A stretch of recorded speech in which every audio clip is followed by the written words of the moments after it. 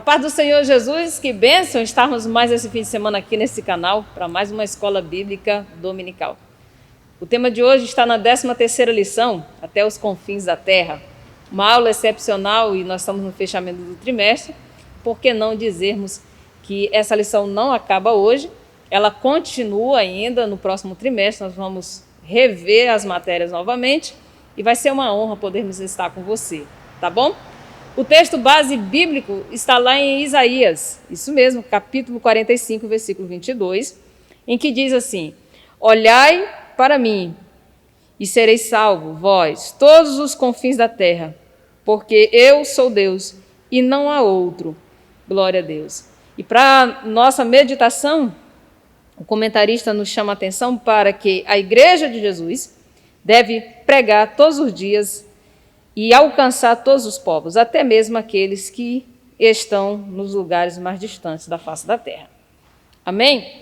Então, amados, hoje eu vou tratar sobre esse assunto, até os confins da terra. Vou trazer para você aspectos importantes, dentre eles o verdadeiro perfil de quem é salvo e que tem desejo de fazer missões. Trazer para você os 8 segmentos primordiais que a igreja tem que cumprir e alcançar esse povo que é chamado até os confins da terra, ou seja, até os lugares mais distantes. Trazer para você também um outro ponto importante, é quando nós falamos da veracidade do poder libertador do Evangelho. Tá? Então, o nosso primeiro tópico vai trazer para nós uma reflexão sobre o eis-me aqui.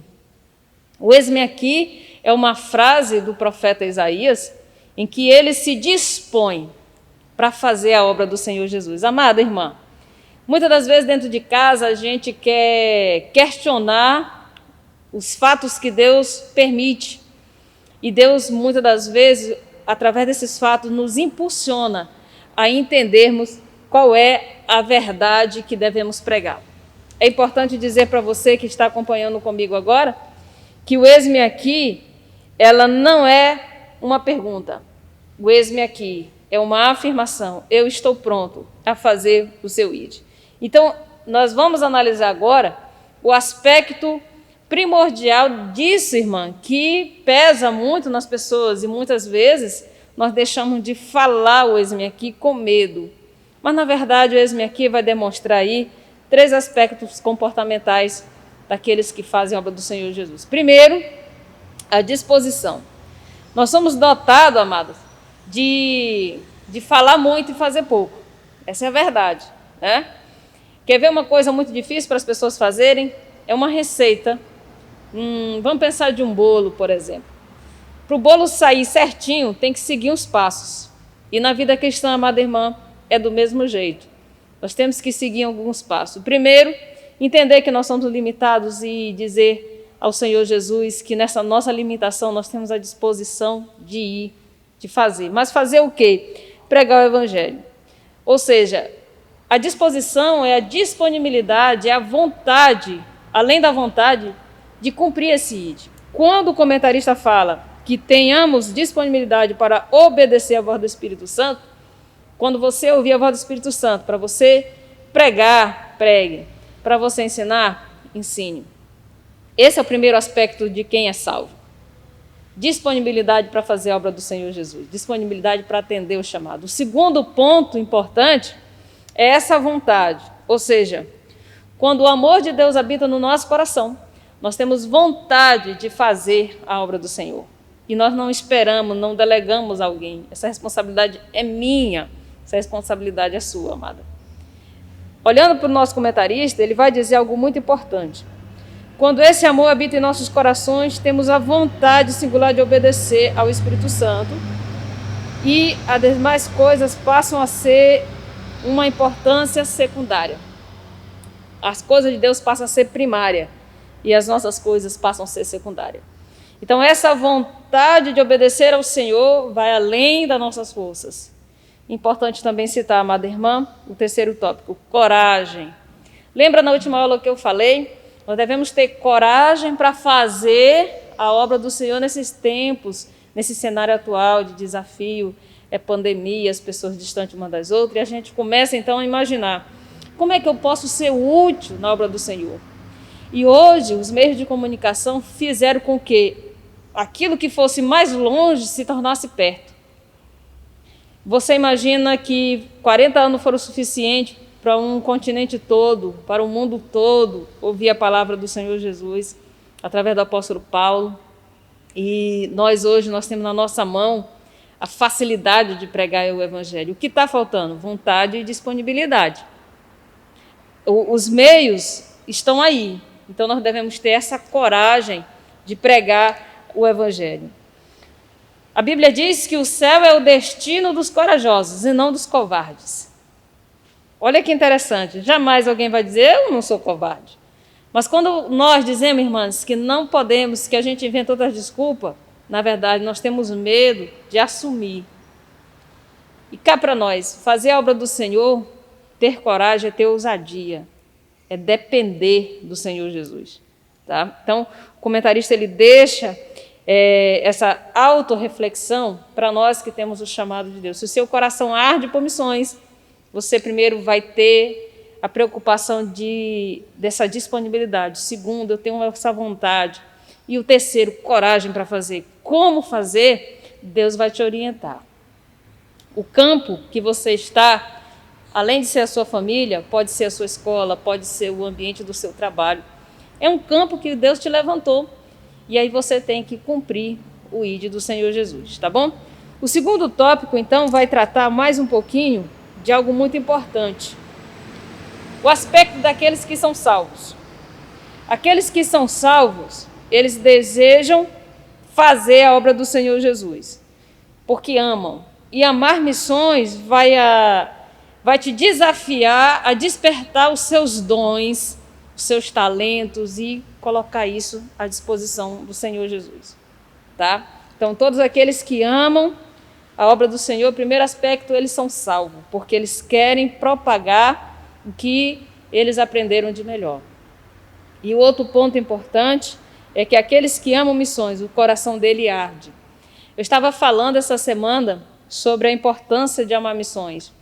E a gente enfrenta tudo por causa, às vezes, de uma vida.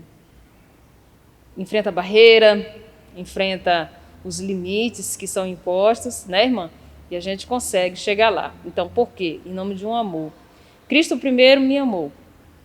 Não fui eu o primeiro que amei ao Senhor. Foi Ele que me amou primeiro.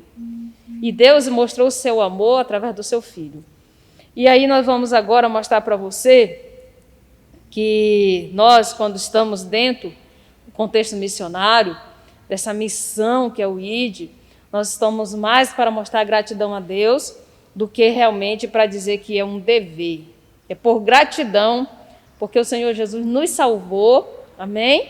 E nós estamos agora gratos, compartilhando o Evangelho do Senhor Jesus. Então, esse amor, ele é tão singular dentro da gente que a gente consegue ter dinâmica, consegue ter ideias, porque o Espírito Santo nos orienta a isso. Tá? Agora, nesse momento, eu vou trazer você para um tópico bem, um pouco teórico, mas ele vai te facilitar a entender sobre os PNAs. Tá? Então, observe algo muito importante aqui. Os PNAs são o quê? Povos não alcançados. Tá? Eu vou tratar isso com muito detalhe, trazer para você esse tópico aqui importante e você vai entender. Os PNAs eles são divididos em 7 segmentos. São povos não alcançados e nós temos em 2 aspectos, sociocultural, ok? Conforme aparece no slide, o sociocultural e somente um socioeconômico. E a nossa lição trouxe os 7 culturais, que são esses daí, ó. Os povos indígenas, as comunidades ribeirinhas, os ciganos, os povos sertanejos, comunidades quilombas, os imigrantes e os portadores de deficiências auditivas. Então, os PNAs são os povos não alcançados. Tá? E nós olhamos agora aqui para o estado de Roraima, nós temos as comunidades ribeirinhas, nós temos as comunidades indígenas, e que a nossa igreja, irmã, faz ações muito importantes lá, tanto social quanto espiritual também.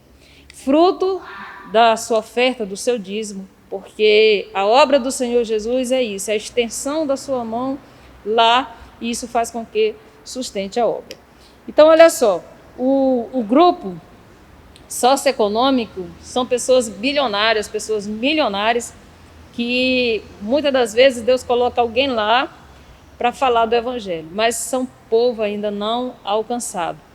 Eles estão dentro de um grupo chamado socioeconômico, tá? São pessoas muito elevadas financeiramente, aí por isso que eles também são alvos dentro do segmento dos PNAs. Então são 7 segmentos sociocultural e um que é o socioeconômico, conforme eu vou mostrar agora aí nesse vídeo, rapidinho para você entender agora o que é a janela 10x40, que também é muito conhecida dentro do contexto cristão e que muita gente explora isso. Então, o maior PNA, ou seja, os maiores povos não alcançados, estão dentro da janela 10x40.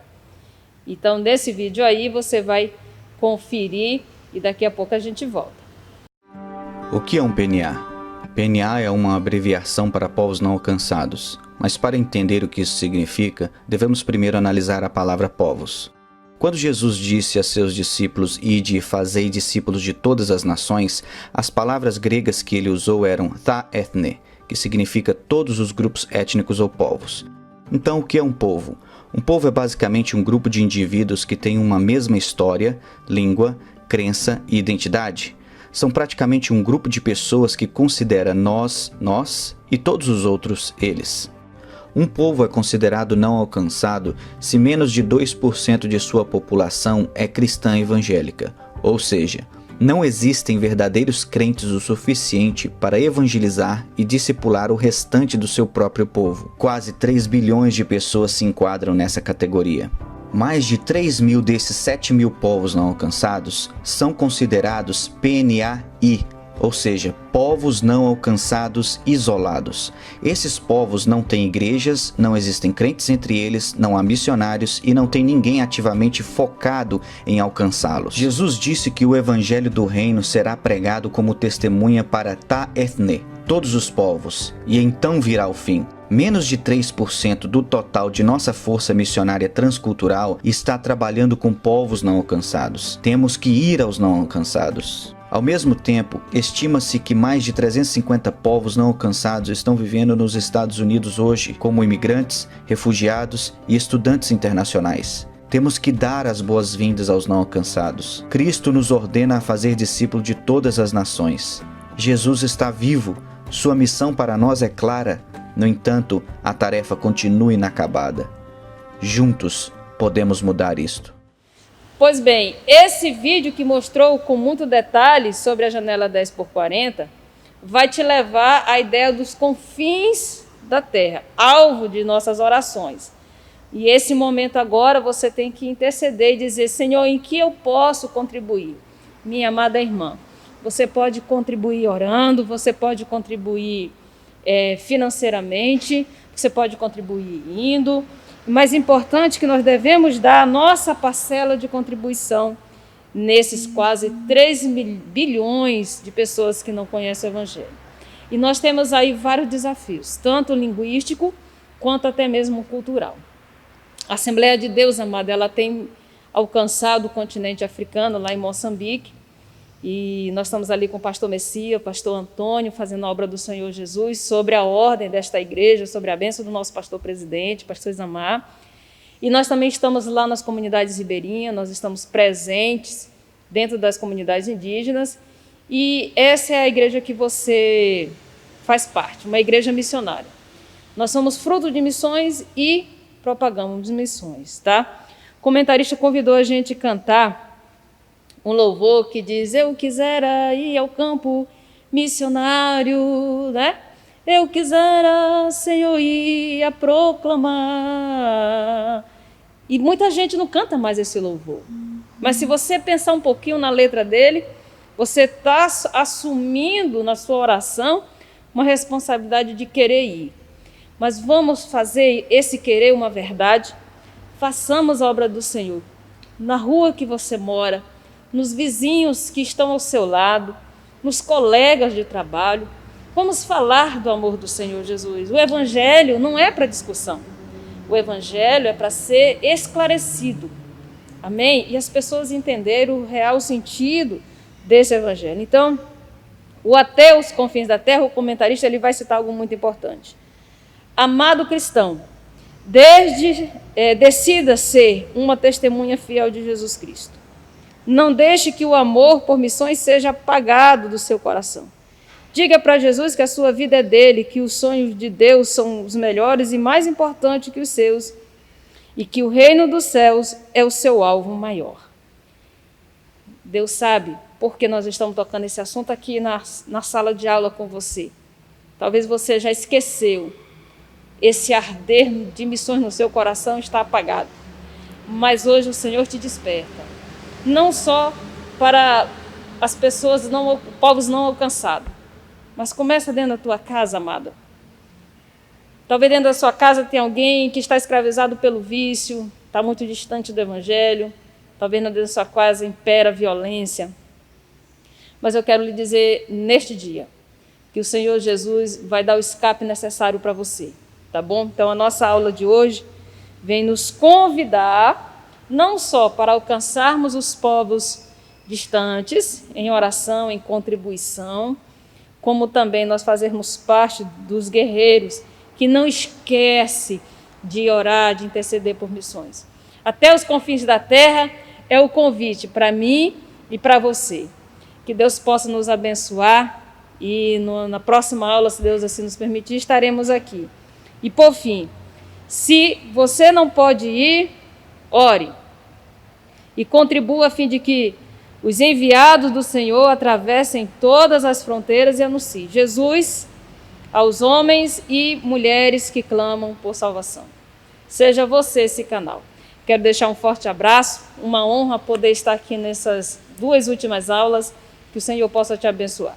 Se você tiver dúvida e quiser acrescentar mais um pouquinho nessa aula, deixe o seu comentário aí, tá? Que a gente vai acompanhar e na próxima aula a gente responde. Então, eu encerro aqui a aula de hoje, um tema muito fantástico, até os confins da Terra. Os confins da Terra são lugares distantes. A nossa aula desse próximo trimestre ainda continua sobre a igreja e a obra missionária.